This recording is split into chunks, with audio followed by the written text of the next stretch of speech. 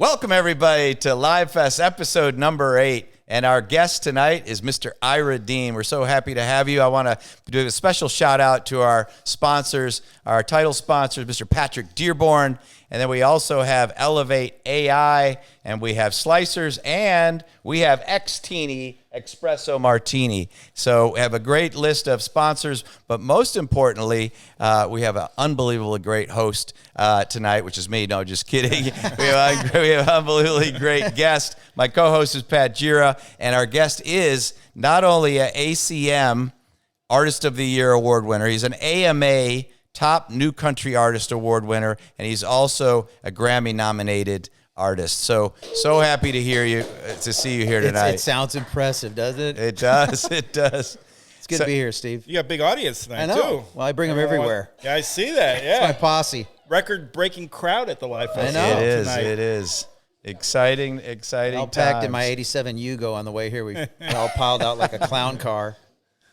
Oh my God. So there's so much to talk about tonight. And I think it's always best to start like, where are you from? Where did you grow up? I know that you ended up, you ended up in Hendersonville circa 1990, 1991. Yeah. But let's take a few steps back before that, and then let's get into Hendersonville. And I grew up everywhere. My dad moved around a lot. I don't know if he owed people money or what, but I was born in North Carolina, and my dad got a job transfer to Minneapolis. So from North Carolina, I never saw snow to Minneapolis. And then went to high school in Minneapolis, junior high. I went to all school in Minneapolis with all of Prince's band members' younger brother and sisters. wow, that'd be interesting. Yeah, man. So Des Dickerson, the guitar player for Prince, was like, we kind of were on the same street. We'd go down there and watch the band rehearse in the basement and stuff. And then went to college at Southern Illinois for a jazz performance major, believe it or not. And then What instrument did you focus on? Drummer. Drummer. I had to audition. I got in, and they politely asked me to leave after about 3 years. Went back to North Carolina, was a maintenance man, and got electrocuted and realized I was a horrible maintenance man. And then I moved to Nashville in 1990. In 1990. Yeah. And so when you first got to Nashville, tell me what that experience was like. Because a lot of people show up, they have a thought, they have a dream, they have a plan, they think, and then sometimes it's a little more challenging than that. I thought they were going to be waiting at the border to give me a record deal. Right. I really did. I was cocky. And I got there, and then I ran into songwriters like, Dean Dillon and Aaron Barker and Jeffrey Steele, and saw these cats singing and playing, and I was just like, oh, I'm in over my head. And so I hung out, and just went to school, basically. I call it going to school. I just go to the audience and sit and watch Dean Dillon sing all his hits and just study songwriting, and finally got the nerve to start playing around town after I was like, okay, I can hang with these cats. And Was that on Broadway? Or? no, man, there was a place called the Broken Spoke on Murfreesboro Road that was a good hangout. Okay. I think it was on Broken Spoke that was on Trinity. What was the one on Murfreesboro? I don't know. It's been a long time ago, a lot of brain cells. But I ended up playing a club called the Bell Cove Club in Hendersonville for $30 a night and all the beer I could drink, and I was underage, so I thought it was great. And I was paying $200 a month for a couch, to sleep on a couch in a living room. That's a good deal. I couldn't make rent.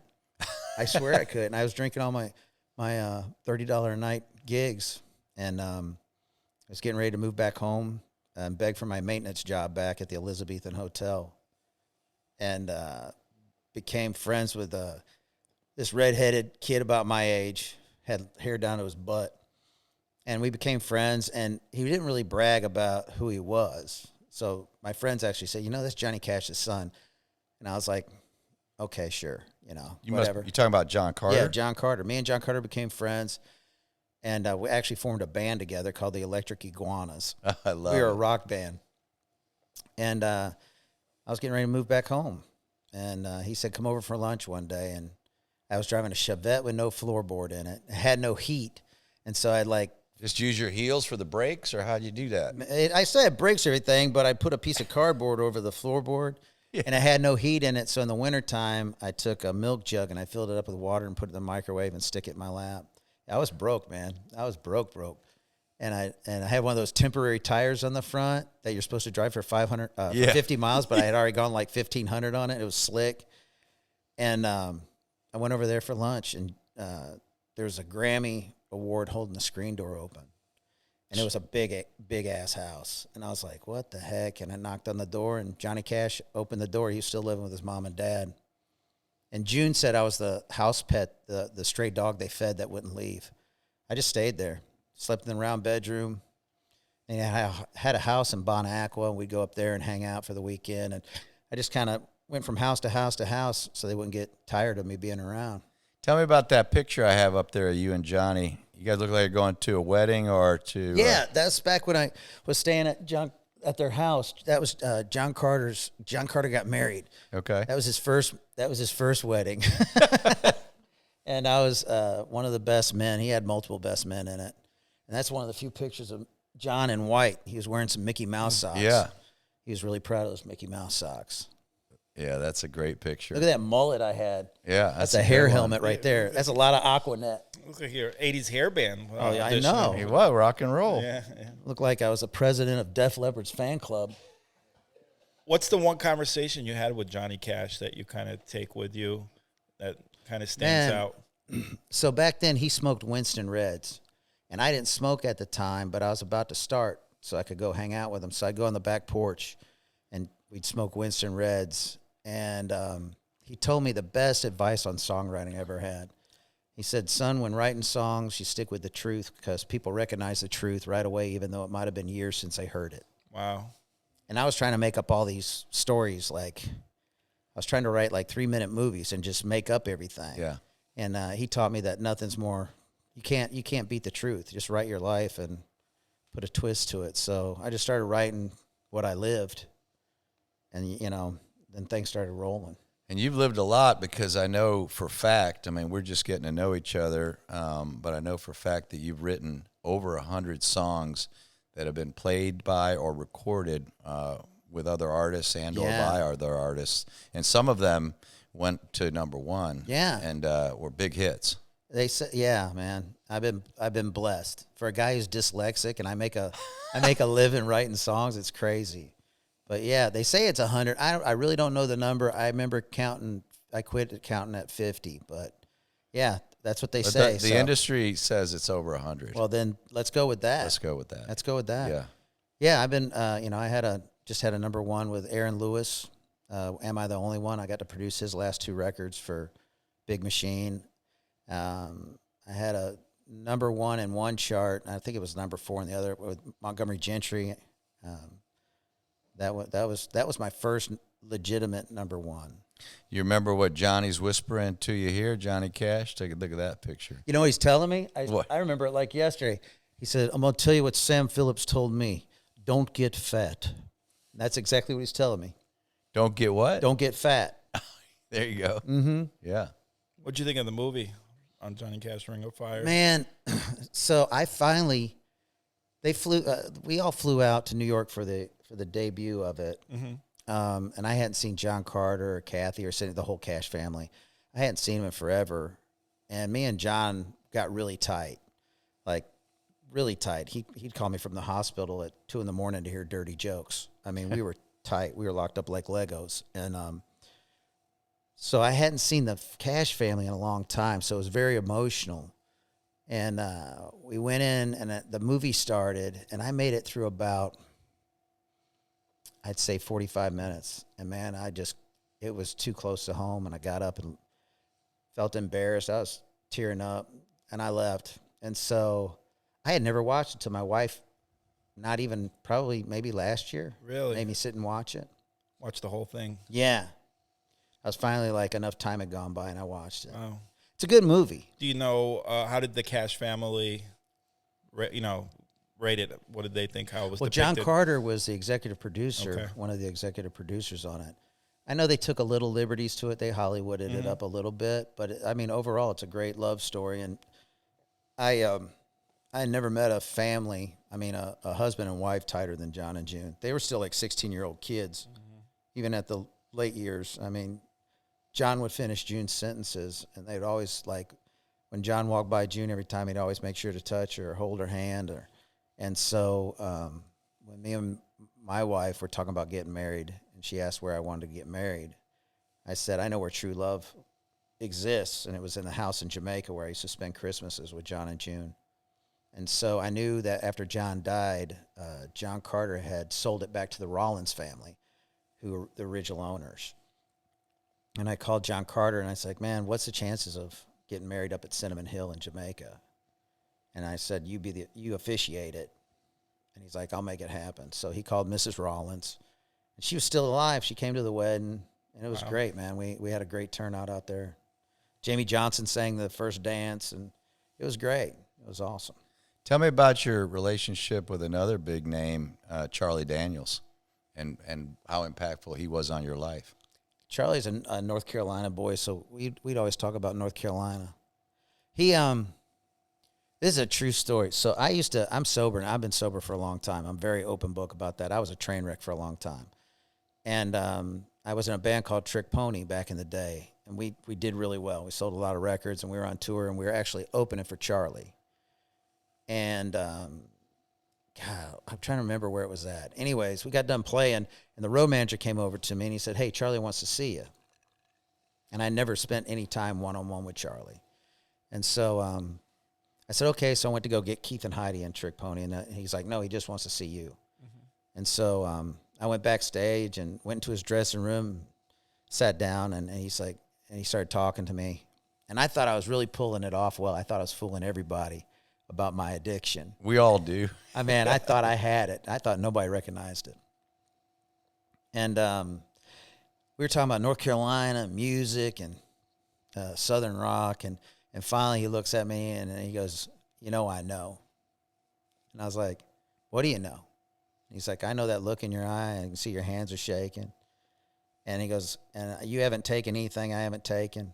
He goes, you forget I hung out with the Skinnerd boys. And he goes, and there's a better way. And I talk about feeling like you're this big all of a sudden, you know. And there's cats that'll say they'll pray for you, and they'll go home and pray for you. Charlie wasn't that way. He goes, you mind if I pray for you? And I was like, no. And he like took a knee, took his hat off, and put hands on me and prayed for me. And I'll never forget that, man. There's only two people that have ever prayed for me, like right there in the spot. That was Charlie and Allison Krauss, and that's a gift that's the best gift that you can give anybody, in my opinion. What was your and you guys did a song, What Would Charlie Daniels Do? And that song and that video went viral. Tell us about that. That's with Ted Nugent. Yeah. Right? So, and yeah. Tell us about you and Ted and all that. I mean, look at you boys up there. There we are. That's like the second time we met right there, I think. Yeah. Boots in the sand. I was a huge Ted Nugent fan. Like, I grew up broke. Like, me and my brother had to share records. My brother was 5 years older than me. And so I only listened to what my brother listened to. And I remember he brought home, like, Double Live Gonzo and Stranglehold and all that stuff. And I was like, and he used to get those. Remember Cream Magazine? Oh, yeah.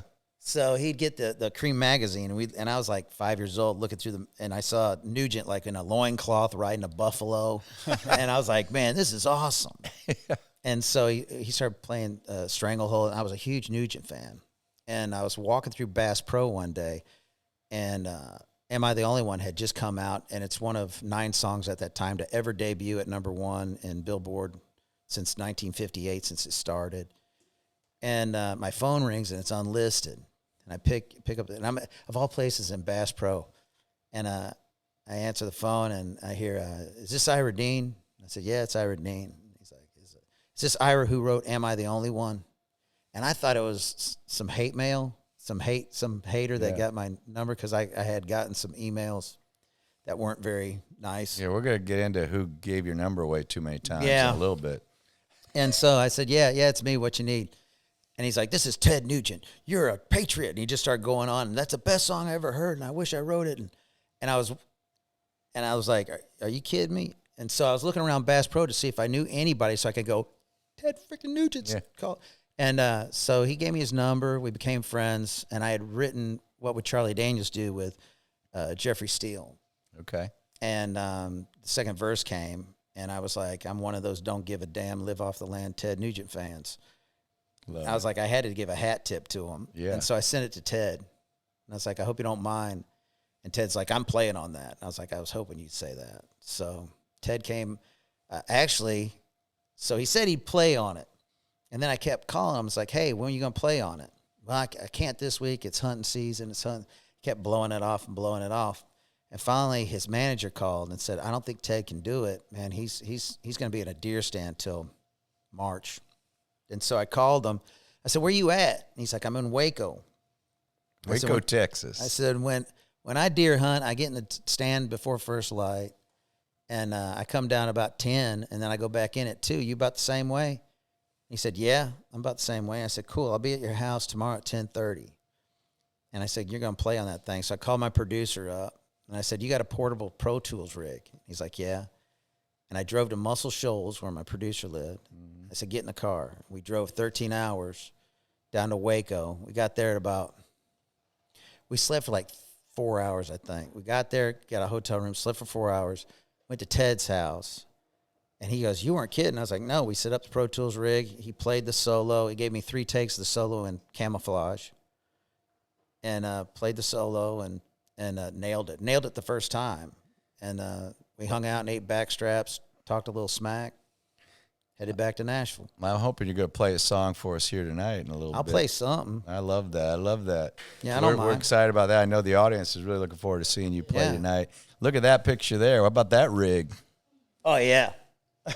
That's So that was Ted's idea. We were going to shoot the video for it. And again, this time we flew, though. Ted's like, why don't you just come down? We'll shoot it down out here. He goes, I still got the big Bronco from damn Yankees days. And I was like, hell yeah. So we flew down and shot that out there at his ranch in Waco. And it was his idea. He was like, let's climb up on this thing and look like a couple long-haired rock stars. I said, let's do it. And he got up top of it, and he's like, this didn't seem like it was this high in my 40s, you know, because he's like 73 years old there. And he was up there in Crocs. I said, don't fall. Please don't fall. He's so active. It's crazy. He still plays his butt off, too. Oh. He still plays. He should be in the Rock and Roll Hall of Fame. It's the dumbest thing I ever heard of for Ted Nugent not to be in the Rock and Roll Hall of Fame. So, you know, there's a big event coming up here in town in Naples. It's called LiveFest. I heard of it. You heard of it, huh? Yeah. I heard you might be there. I might show up. And I heard you might come up on stage with me, and I heard that you may introduce your buddy that you got some history to, who's headlining, Darius Rucker. Oh, yeah. And I know you and Darius wrote some songs together, and I think you recorded together. Is that right? We recorded way back in the day. I met Darius the first time at Farm Aid. Farm Aid, yeah. Farm Aid in like 2002, maybe, 2003. And we became friends, and we ended up, he came and sang on our record, and we did a song together. And then we went out to this little piano bar at the Holiday Inn Select by the airport. That was my hangout. Yeah. Yeah. And there's a piano guy there playing Sinatra, and Darius knows more Sinatra songs than anybody. And Darius he had some adult beverages and sang Sinatra for a couple hours, and then we threw him on a plane back home. Oh, my gosh. Yeah, man. He's a good guy, man. Well, I'm sure he'll be happy to see you Saturday night. I hope so. I've texted him 4 times. He ain't texted me back. His drummer Marino texted me back already, but so tell your boss to get on the phone. He'll get back to you soon, I'm sure. The other thing, too, you spend time down here in Naples, Florida. Is this like your second home? Yeah, I married a Naples girl. Okay, tell us about that. I married a Naples girl. That was short and sweet. Yeah. No, she's not a country music fan. It's a match made in heaven. She didn't know country music at all. She didn't know anything I've done, and it's great. She came up to Nashville. Her and her family bought a charity item that you could go to Nashville and go to the Bluebird and all this stuff. And my best friend on the planet, his name is Chris Wallen, and he's the most brilliant songwriter. I can't hold a candle to this guy, and he's from East Tennessee. And I call him my hillbilly poet.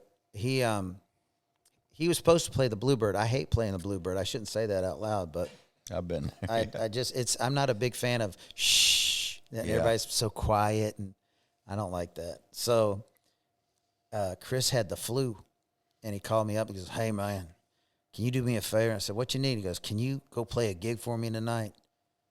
He goes, I'm sick. And I said, yeah, man, I'll do it. Where at? He goes, Bluebird. I said, hell no. Don't make me play that play, please. And he's like, come on, man. Come on. And so he talked me into it.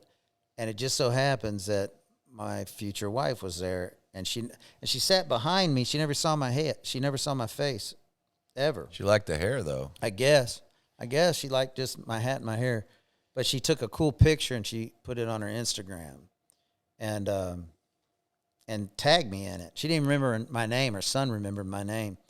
And she tagged me in it, and I saw the picture, and I reached out to her and said, hey, can I use this photo? This is badass. And she said, sure. And then I slid up in her DMs and said, hey, how about I buy you a glass of wine? And then, hey, what you doing, girl? And then the rest is history. That's been almost 7 years ago. So you also have graced the cover of Naples Illustrated magazine. They're a big sponsor of LiveFest, and I think you were on the cover about maybe 4 months before I was on the cover of that thing. See? You know? Birds of feather. Faces made for covers. Look at this. Birds of feather. Yep. Me, you, and Brewer cover people. There you go. You go. Yeah. So that was nice to see that we both been on that cover. You've done your research. You're doing good, Steve. You're on point. Well, I tell you what's really on point is the amount of views and the hype around I Got Roads. Yeah, man, that's a big surprise. That's exciting. Let's talk about that. That was I wrote that song with Jeffrey Steele and Gary Allen. I went over to Gary was cutting an album, and me and Gary have been friends forever. And I had a top 10 with him. I wrote a Feeling Like That, and he had a big top 10 hit with it. So we became friends and toured together, and we wrote I Got Roads. And man, I love that song. And he got ready to cut his album, and he didn't cut it. And I called him up and said, man, are you going to cut this thing? And he's like, I don't know. And I said, well, I'm going to cut it. And so I cut it. I called Steve Ferroni from Tom Petty and the Heartbreakers. He flew in from L.A. and had a great band, and we tracked it. And then I called Gary. I said, Gary, you need to hear this, man. And so I was like, you need to sing on this thing. Because, he's a little dented soup can, as I call it. We're just we're on the bargain bin shelves of life. We've been beat up so much. And we've gone through hell and back together. So he's lived that song, too. And so he's like, man, I'd love to. So he came over to the house, sang on it. Dang, that video's had over 4 million views. I know, right? Yeah, it's big. My family's watched it 3,999,000 times. That's how you keep those numbers up. Yeah, that was a pleasant surprise. It's just a lyric video. It's not even a real video. Yeah. But it just took off. Brooks and Dunn. Yes. Your boys. Yes, I love them. They're great. They love you. Tell us about that. You've been touring with them for a while. Those guys have won over 20. They've won 20 CMAs. 20. Is that a record? That is a record. That's what I thought. The most CMAs to ever go to an artist or an act is. I don't think a lot of people know that they've won that many. And technically, Ronnie Dunn has 21 because he got one for a solo record. Okay. So he's probably, he's the reigning champion. Yeah, but as Brooks and Dunn, they've had 20. And me and Ronnie have been friends for a long time. Trick Pony, my old band, opened up for him on the Neon Circus tour in 2003. And it was me, it was Trick Pony, a guy named Chris Cagle, Dwight Yoakam, Gary Allen was on that tour, and then Brooks and Dunn. And me and Ronnie lost contact with each other. We just didn't talk, and we reunited at John Carter's third wedding in South Carolina. And third time's a charm. Third time's a charm. He's very happy. Still happy? Still married? Guy, yeah. Him and Anna and Christina have a great thing. Some truth it's good to see. that. It's good to see him happy. Yeah. But and then Ronnie wanted to learn how to coyote hunt, and I was like, I can help you on that. And then he's like, I see your name on a bunch of records lately as a writer, and he goes, play me some stuff. So I started playing him songs in the deer stand. Believe it or not, we're whispering. I'm like playing him stuff off my phone. And he was doing a solo record, and we ended up writing something for that together. And that started, I think we've been writing together again for about 4 years now, and they're getting ready to go cut. So I was supposed to go out on the road with them last year and just write and hang out. And I don't know what happened, but he called me up and he's like, you still play bass? And I was like, I own one. I can do it. What's up? And he's like, well, you're going to be out there anyway. What do you say I just put you to work? And I was like, well, let me see my schedule, my tour schedule, which was pretty much crickets at the time. I had a few dates in there. And I said, man, as long as I can make these few dates, I can do it. So something that happened last night. So we had dinner at our dear friend Eric Poppenfuss's house. He was a fantastic guy, a very good friend of both of us. Makes a good steak. He's a great person. And so Eric Poppenfuss had us over at his house. He cooked us steaks. We smoked some cigars. And we were supposed to be over there around 6 p.m., and you showed up at like 6:05 or something. And you go, oh, I'm sorry, I'm late. And we're like, you're not late. Like, you go, I'm sorry, I'm late. You were so polite. You go, I'm sorry, I'm late. I was just finishing writing a song. Yeah. And so we go, okay. And then like a little later on in the night, probably a few hours, we were together like 4.5 hours or something. You played the song, you texted it to me. Yeah. And it was awesome. Thanks. What inspired that song, and tell us life. About that song. You can't make that stuff up. It's just life, man. It's just watching the world and Just a Thought. Just a Thought. I mean, is the name of the song. Mm-hmm. And it's like, maybe if kids spent more time when they grew up in a deer stand, they wouldn't want to bring their guns to school, kind of stuff. Just a thought. Yeah. It's like, it's my maybe if they spent less screen time. Yeah. They'd spend more time caring for other people and doing the right thing. Yeah. Just a thought. Just a thought. It's just little thoughts from my hillbilly head. And I was at the house, and a guy I write with all the time, Dave Turnbull, and another guy named Styles, another hunting buddy of mine, two great talents. They texted me, and we started like writing some ideas back and forth, and that led to Zoom calls, and then we started writing. And we finished that song, and last night put it down real quick. I mean, I hit the last note.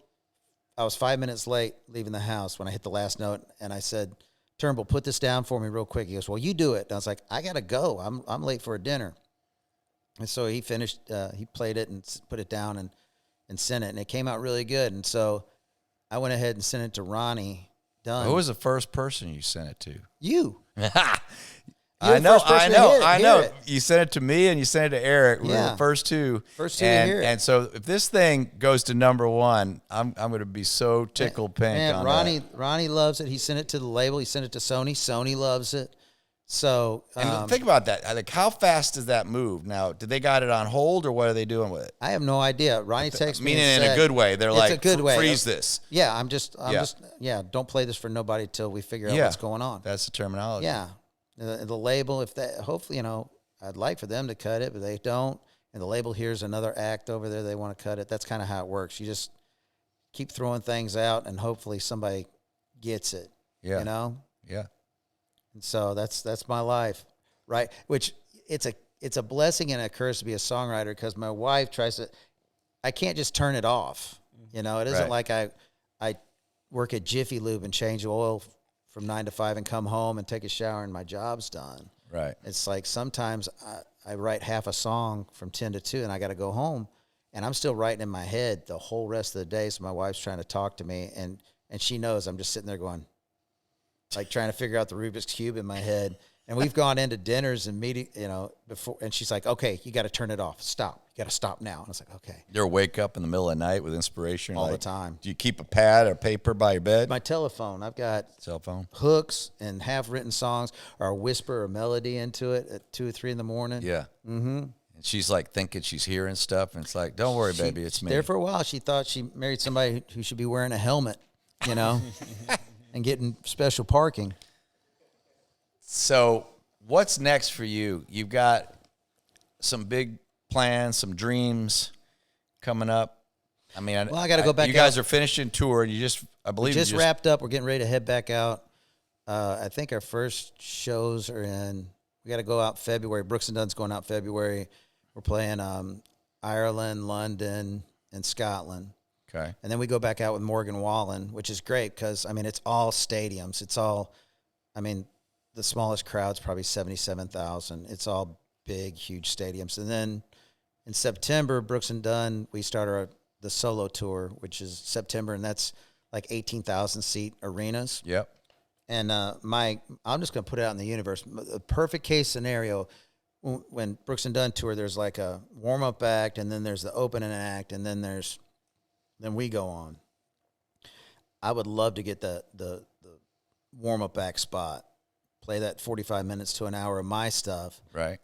Finish, go back, get a shower, let the next act go on. By then, I'll be dressed and ready to go, and then play with Brooks and Dunn. I want to double dip that tour if they'll let me. That's in a perfect world, it would be great. That'd be awesome. Whether they let me or not, that's a different thing, but I'd love to do that. What's the top 3 favorite venues that you've played at? My top 3 favorite venues, stadiums or arenas? The Grand Ole Opry and the Ryman never get old. I mean, it still gets. I don't get stage fright or emotional until I play those 2 places.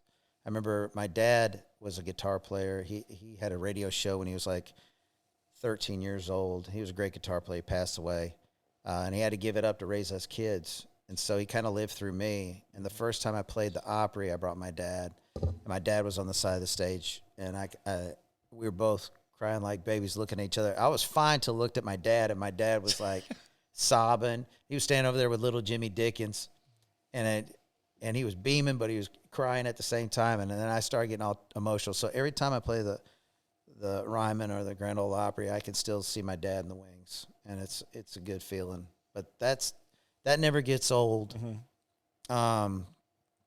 Trying to think where else that really just knocks me out. It's not a big venue, but the Fox Theater in St. Louis. Okay. That's one of the first big places I got to open for Johnny Cash there. Wow. And we were on stage, and it's only like 6,700 seater. And this is back, and I'm 21, 22 years old playing. And I wasn't supposed to open. He sent me and his son out there and said, go do it. And I didn't even have a shirt. He gave me his black silk shirt he was wearing. He said, here, put this on.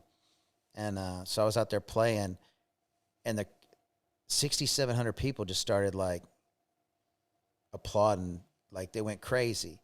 And I'm like, okay, what's going on? And I looked over my shoulder, and Johnny came out, and he was playing acoustic for me and, like, a song I wrote. And he was up there, and I was just like, that was my first holy shit moment, you know? Mm-hmm. I was like, this is good. So the Fox Theater is always a good one. As far as outdoor... Farm Aid, you were at Farm Aid. Farm Aid's a good one. That had to be big. How big was that? I think 87,000. Yeah. Somewhere around there. But they change it up every year. We played it in Seattle. We played it all over the place. Right. But, I mean, anytime, like, you can really only see the first 10 rows anyway. The lights are in your face. But anywhere where they get crazy and have fun, you know. Red Rocks is always cool. Yeah, that's what I hear. I mean, anywhere. I love it anywhere. What about country? Favorite country that you played in? Ireland. Yeah. Ireland by far. And why is that? I have no idea. I just love that place. Was the audience? The audience, the vibe. The vibe, the rolling hills, going and looking at the little pubs and the music scene. And it's all, I remember we played in Ireland one time. First time playing Ireland, and I went to this little pub, and it was just me. Mm-hmm. And this little old lady was behind the bar, and I was drinking pints. That music, you can't stop drinking it. And I'd like, okay, I'm done. I'm going to settle up. And all of a sudden, I was like, oh, another pint. And then by then, I'd been there like 5 hours by myself. And I was like, I can't stop drinking when you got this music piped in. And she goes, oh, it's not piped in. Come say hello to the fellas. And they were in the closet, in the storage closet behind the bar. There was like 5 dudes in there playing that whole time, just by themselves, just chilling. Wow. So, yeah, I love Ireland. And you want to talk about, you said you've stopped drinking and sobriety. I had to. Yeah, man. I'm an open book when it comes to that, because it about killed me, and it's killed a lot of my friends. Mm-hmm. And I was a great drinker. I was just a horrible stopper. Yeah. You know, and And how long now have you been sober? Over 10 years. Wow, I quit counting. congratulations. You know, I don't even know my sober date because I always relapsed on my sober date. So I kind of coasted in this time. I'm like, I'm just going to do it for the day. And I'll just do it for another day. And so that I just strung a lot of days together. And finally, for the first time, like, man, I don't have any urge, man. I prayed to God just to take the urge away. Because there for a while, for like 5 years of sobriety, I wanted to drink. Yeah. You know, I missed it. You know, I missed getting crazy. I didn't miss the attorney bills. I didn't miss waking up in the county orange. Right. But I missed just complete insanity. Insanity was like calming to me for a reason, you know. How long ago was that when you went sober? It was over 10 years ago when I finally just went. It was about 12 years ago. I was just like, I'm done. But I coasted into it, you know, and I was a tornado. Like, that's how the way I look at my sobriety is like I was a complete wrecking ball.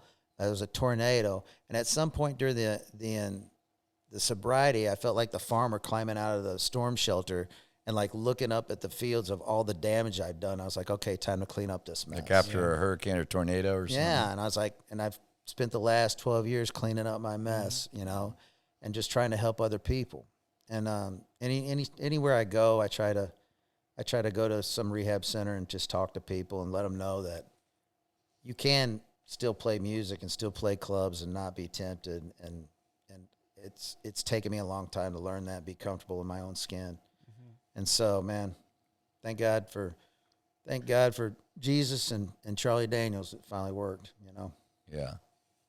That's awesome. I'm coming up on 2 years, so to hear that you have man, this many congrats, dude. years is Seriously. amazing. So Awesome.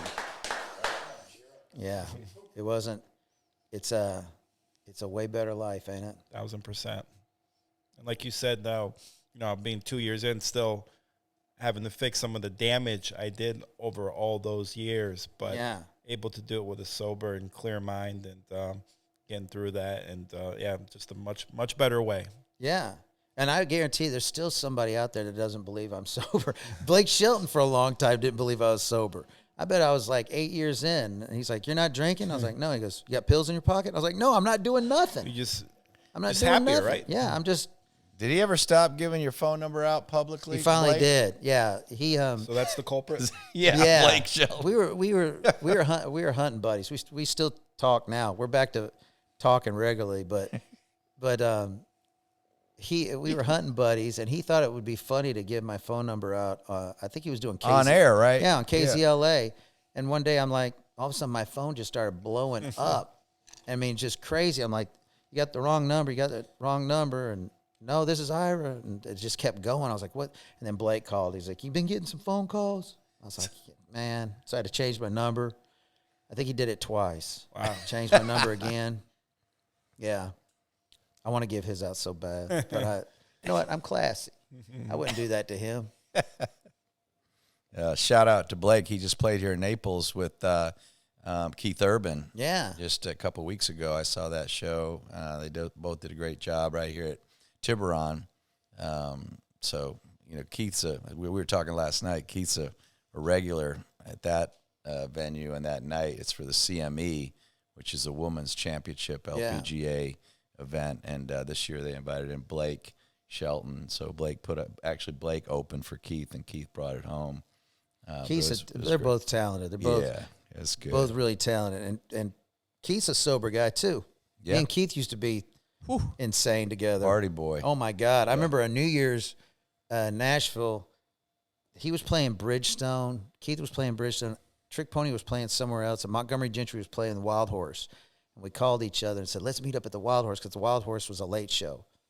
And so Urban showed up, and I showed up, and Montgomery Gentry was on stage, and they were endorsed by Jim Beam. And we got way overserved, and then they called us out on stage. And but it wasn't your fault. They wasn't my overserved fault. you. You They know what? overserved you, and it wasn't your fault. I said, please no more. And they said, no, you must. Yeah. But, yeah. I mean, we're just vulnerable when we're out there, right? They just take advantage of us. Yeah. Is what they do. Yeah. But I'm glad to see Keith sober. What a talented cat. But he played a whole song a half step out that night. Yeah. It was awesome. who would be on your Mount Rushmore for?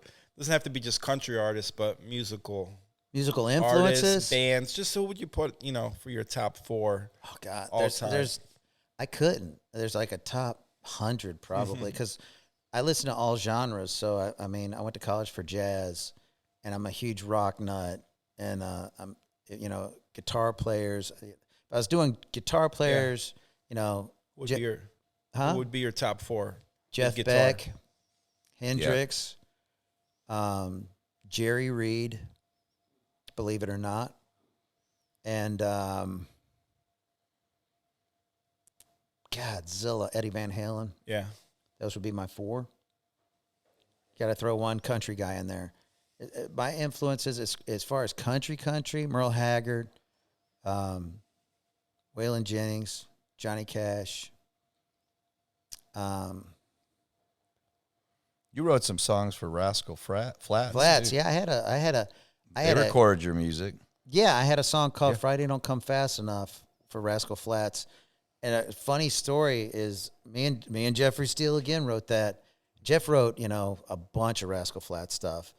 And I was doing the ACMs one year, and this is after I had a solo deal at the time.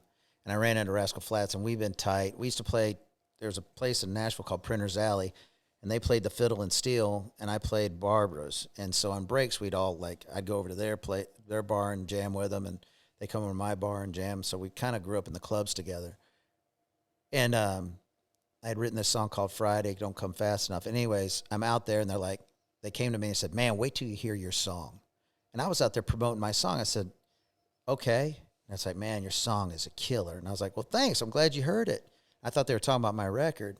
And they're like, what are you talking about? I said, what are you talking about? They said, we got an album coming out tomorrow. We cut Friday Don't Come Fast Enough.